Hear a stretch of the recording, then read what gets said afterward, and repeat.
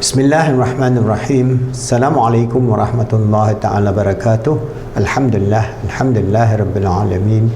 Wassalatu wassalamu ala asyrafil anbiya wal mursalin wa ala alihi wa sahbihi ajma'in. Alhamdulillah, we continuing our program in providing free life coach training program under Positive Islamic Psychology and Khalifa Education Foundation, and we're giving you training in motivation, coaching, mentoring and counseling, as well as we are doing now Positive Islamic Psychology Research. Go to our YouTube, Positive Psychology Research PIP, and we are now putting some emphasis on Positive Islamic Psychology Research vis-a-vis the existential question of our existence of human being and the climate change impact on humanity. So I've given you a lot of number of videos in the past of how the interaction positive human self will develop positive family, and positive family will then develop positive society, and positive society will then develop positive global worldview. This is the worldview. But unfortunately, the worldview that we have today is materialistic, single. So from the perspective of Islam, the worldview of materialism and consumerism is Dajjal. It is some sort of like a Dajjalic single eye. They don't see the spirituality aspect, they don't see the hereafter. They see only you live and die as a material being, and that's it. So this is where it's causing the destruction of the whole of the human society as well as the environment. So we have given you some ideas about what is going to happen in the next 10 years to 30 years, and if you don't do anything to mitigate the climate change disaster, we would have a world that is in shambles, that a world of outright chaos on a path to the end of human civilization and modern society as we have known it. This is the latest paper by Ian Dunlop and David Spratt, a long-time climate researcher, and the think tank is Breakthrough National Centre for Climate Restoration, and the foreword is by the former Chief of Australian Armed Forces, Admiral Chris Barry. So they have come up with this, and I've explained to you the global scientists in COP in 2018. They come together and give the second warning of the dire consequences if we do not take action within the next 10 years. So what happened would be the ecological stresses will then destroy many parts of the world, and more than 1 billion human beings within the next 30 years will either be dead or severely starving, because the glaciers will have dried up. Mekong Valley, there will be no Mekong River for six months of a year, where there is no flow from the Tibetan plateau, no Ganges, no Yangtze, no Indus. So you can see how many billion people in that area alone that will suffer from no scarcity of water, and also temperature rise beyond 50 degrees Celsius. So how are we going to do this is a realization that we have to understand. First, we have to understand the nature of existence on this earth as a human being. And in Islam, we have a holistic balance between our physical needs and our spiritual needs, and the needs of a very basic aspect of our living condition in terms of our food, clothing, shelter, and most important is a vibrant societal interaction. So Islam is a very holistic aspect that puts some emphasis on the need of the world, but not extreme. But right now we have that the economics that we have been practicing for the last 100 years is this neo-classical economics, which enrich the rich and make sure that the poor become poorer. So 90% of the wealth of this earth is owned by 1% of humanity. Imagine 90% of all the assets in this earth is controlled by 1%. This 1% is destroying. They're producing more and more paper money for us to have some small little cash, all right? But in the end, they destroy the planet, all right? So now money is a virus which uses humanity for its own reproduction. Secondly, money is turning the natural world into more money. We have our greeneries and all that. You turn it into paper money once there's no use, all right? So it's also understanding that we have to transform our business transformation, that it is business not as usual. We have to change our business leaders to take cognizance of climate disaster, climate change, to take cognizance that we cannot carry on with the secular, materialistic, hedonistic, consumer-based, greedy civilization that is going to be destroyed. We are on the verge of destruction, and if our business leaders continue business as usual, they being greedy, getting very high pay, when the whole ecological system collapses in 30 years, they also will die, their family will die, their children will die. So there is no point. So they must then begin to think in terms of holistic integration of how we can live a good life. You're not saying that you're living starving, no. A good life on this earth, having a fair share of this earth for all humanity and all the creatures on this earth. So they have a good opportunity to continue their line of species, so they then can contribute towards the existence of human being on this earth. So we have to change the purpose of business, the governance of business, the culture of business, the marketing of products, and the leadership. So I will give you a video which at COP, the recent COP, how they explain this issue in detail, so that we understand that we become a good human being living in peace and harmony with other human beings and all species on this earth, abiding by the rules, the natural law of existence, and abiding by the spiritual principle of truth, peace and harmony, and believing that the ultimate decision comes from God, Allah subhanahu wa ta'ala, who will determine how we shape this earth for the next 20-30 years, will determine whether this will be the end of the world or a flowering of a new holistic civilization that is fair, that is just, that is good, that is happy, that is fulfilling, that is bringing the truth in terms of our spiritual existence, not only in this world and the hereafter. So we know that we are the steward, the Caliph of Allah on this earth. Always strive to make ourselves good, help others to be good, and make the world good, inshallah. My thesis, I teach this every chance I get, is that global civilization has an operating system. I don't know anyone else who teaches about our global operating system. It is seriously, no, disastrously flawed. Our operating system is killing us. Now, what is that operating system? It's known by two common names: money and economics, but not just economics. It's a brand of economics, neoclassical economics, also known as growth economics, also known as mainstream economics. The name neoclassical dropped out of the record about 100 years ago when J.P. Morgan staged what's known as the neoliberal coup at the University of Chicago, and a neoclassical economist was installed as the chair of the economics department. And very soon, nothing was being taught but this kind of economics, which just happens to be the one that benefits bankers the most. 100 years later, it's the only thing we know, and we call it simply economics. We've been hoodwinked. We continue to be hoodwinked. Every day when you hear that word, think neoclassical growth economics, and it puts everything into perspective. Now let's take a look at money. Money is a virus of the human mind. Money is using humanity as its host for its own reproduction. This is the way it behaves.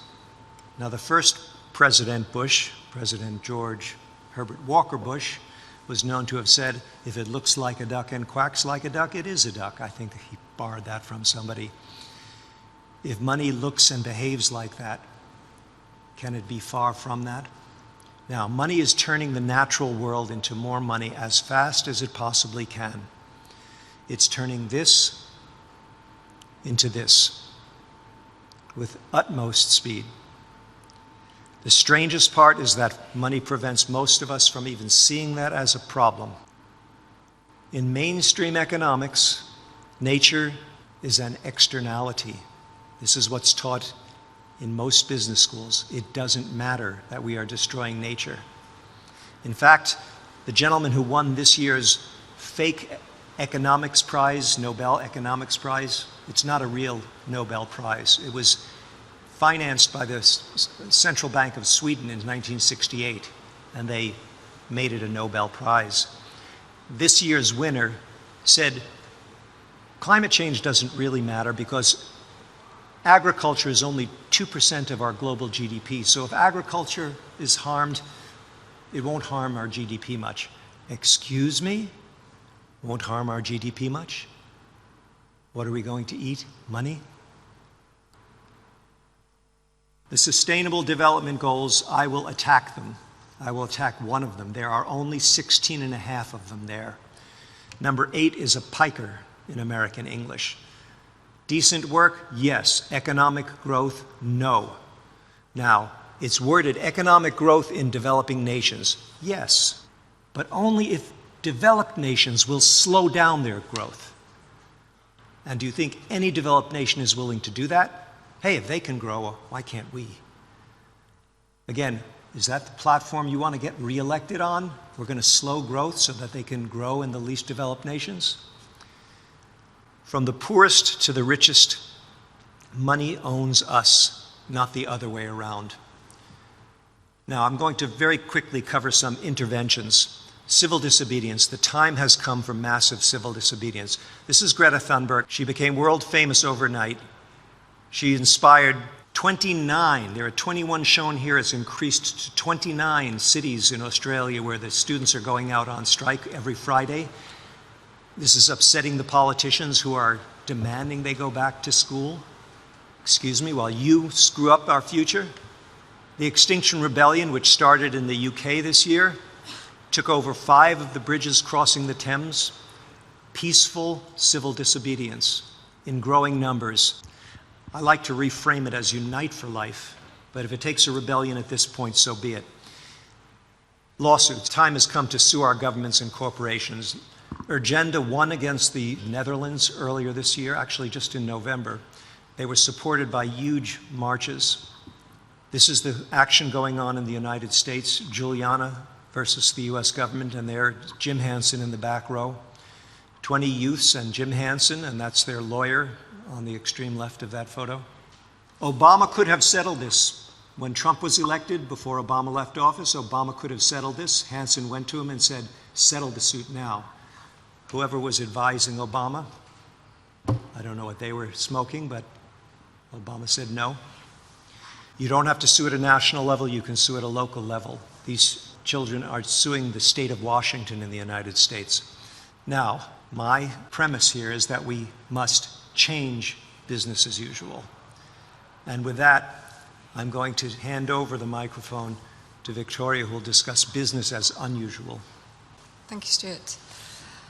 As you've very clearly pointed out, we have a burning platform for business to change massively, and I think that's well understood. What's interesting to see is the rapid change in consciousness, not just of business itself, but also fueled by and replicated in all other stakeholders in society. Essentially saying, the average person is now saying, business, you have to change. You're not serving us as we need to be served. And business is starting to say that of itself.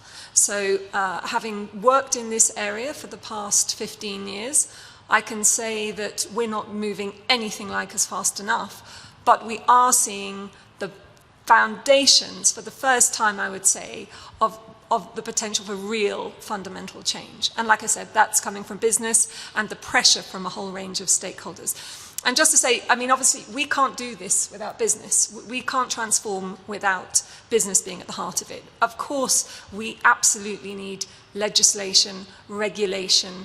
We need to change how we view GDP massively. Even Kuznets, who came up with GDP when he presented it in the US, he said, this, however, should not be seen as an ultimate measure of an economy, which we totally ignored.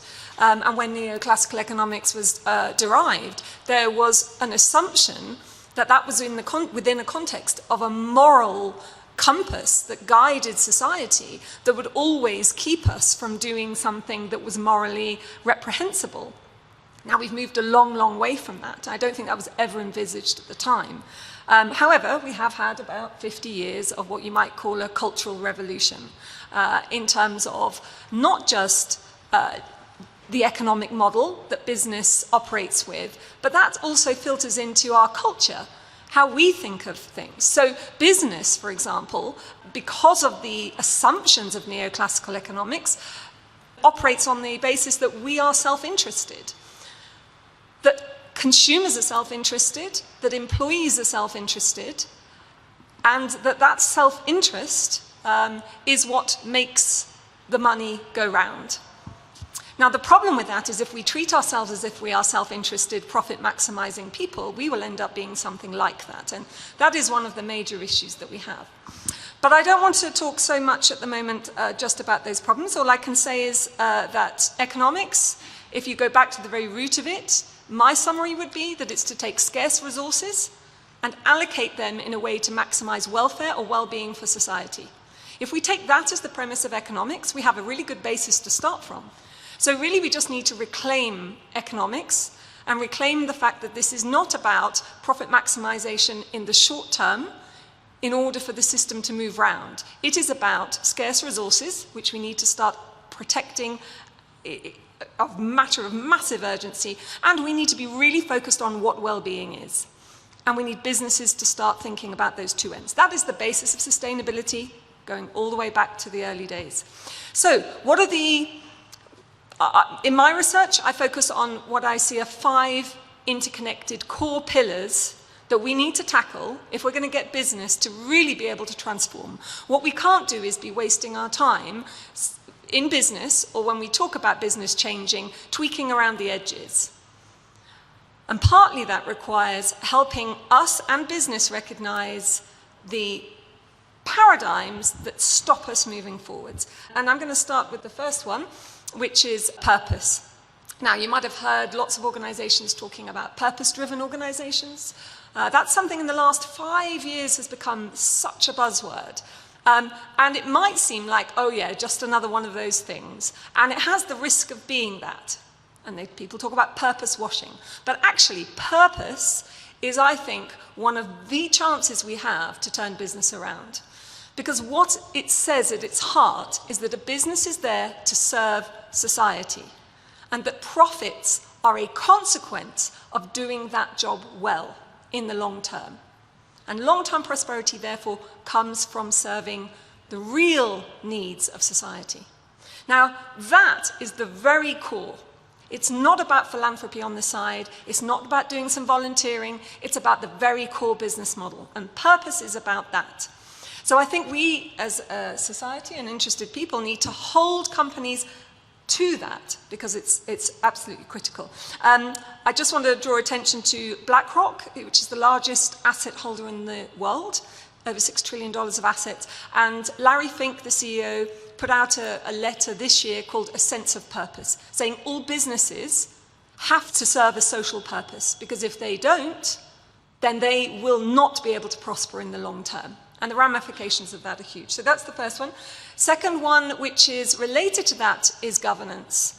We need excellent governance in organizations, and we don't have it at the moment. We have pockets of it. We have some demonstrations of it. But actually, governance is quite a new topic in a business sense, and we're just starting to get to grips of what it means. It has been harnessed in a neoclassical sense to mean compliance. It's about making sure that the people who run the organization on behalf of the owners don't run off with the assets. Because, of course, if we're self-interested, that's what we will do. So governance and compliance is totally critical, but governance is about performance and compliance. So I just want to draw your attention to a new ISO that's being created, ISO 37000, which is the first truly global standard in good governance of organizations. I'm the convener of that with my co-convener, Axel Kravatsky from Trinidad and Tobago, and we're 1 year out of 3 in development. Now, this is a forum for the world to come together to say what it thinks is the governance we need to take us into the 21st century and hopefully beyond. So I think we need much more attention on this, because without good governance, we will never get sustainable business. Culture, of course, we need a culture that supports this, and we have ways of measuring what a purpose-driven culture might look like. Key area of mine, and I think we really need to focus on, is marketing. You mentioned about the evils of advertising and the issues related to it. Advertisers, I don't think, are evil, they're just doing their job. The issue is the governance and the purpose of the organisation that creates that context. Marketing is more than advertising. It's about the intersect between an organisation and society. We have to get that right. We need marketing that can deliver purpose and sustainability, and I have many thoughts and a model on that. And finally, leadership. We need the kind of leadership that can take us out of this. And that kind of leadership is about being able to connect with oneself and the context so that we can